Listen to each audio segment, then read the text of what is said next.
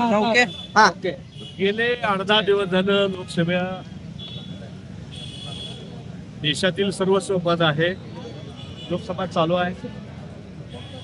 तुम्ही बघता देशामध्ये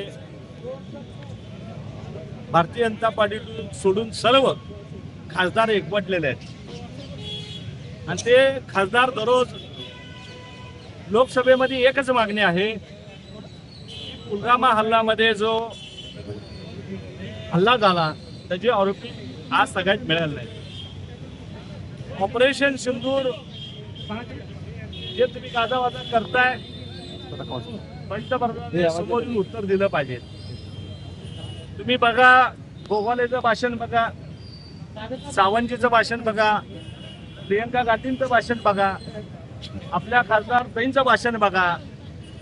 या लोकांनी कुठेही सैनिकांना अपमानस्पद असं बोललेलं नाही.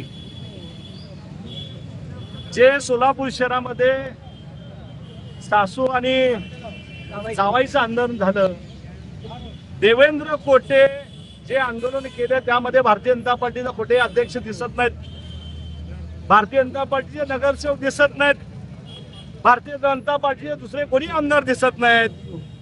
मला वाटलं ते सुधारले असतील, आमदार झाले असतील, पण आणखी ते बालिश आहे. मला वाटतंय तुम्हाला जर ताई बोललं काल नसेल तर इकडे या, आम्ही तुम्हाला सांगतो ताई काय बोललेले आहेत. अख्ख्या देशामध्ये ताईंचं काल भाषण गाजलं, देशामध्ये त्याची वाहवा झाली. हे बहुतेक यांना पचलं नाही वाटतं कोटे परिवाराला. त्यामुळे वेगळं आंदोलन काहीतरी मी शहरामध्ये करतो असं दाखवण्याचं, बालिशपणाचं ह्या ठिकाणी कारनामा करण्याचा देवेंद्र कोटे आणि त्यांच्या सासूने ह्या ठिकाणी प्रयत्न केलाय. त्यांच्या मध्ये शिंदे साहेब असतील, ताई असतील, किती विष आहे ते विष वाकण्याचं काम देवेंद्र आणि त्यांच्या परिवाराने सासूने या ठिकाणी केल्यासारखं दिसतंय. काय मागणी आहे की लोकसभेमध्ये येऊन मोदी साहेबांनी उत्तर दिलं पाहिजे. जे अपेक्षित आहे ह्या जनतेला, ह्या देशातल्या लोकांना अपेक्षित आहे.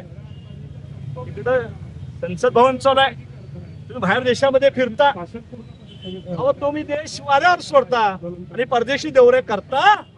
या देशामध्ये काय हाल लोकांची चालू आहे हे बघा, म्हणून हे खऱ्या अर्थानं त्या ठिकाणी भाषण चालू आहे. ऑपरेशन सिंदूर मध्ये अध्यक्ष ताईने जे सैनिक आहेत त्यांचा सन्मान, त्यांचा उंची वाढवून त्यांनी भाषण केलेलं आहे आणि देशातल्या लोकांना, नागरिकांना कळावं, मोदींनी उत्तर द्यावं याकरता अनेक खासदारांनी त्या ठिकाणी मागणी केलेली. भाऊ, आज भाजपचं आंदोलन झालं, एकंदरीत भाजपचं आंदोलन झालं. गाढवाच्या समोर प्रणिती शिंदेचा फोटो लावला. त्यांचं जे काम आहे ते गाढवासारखं आहे असं एकंदरीत संबोधन केलं गेलं. ते स्वतः गाढव आहेत, त्यांना आता इथे चपलीने तोंडावर चपऱ्यात बसलेले आहे.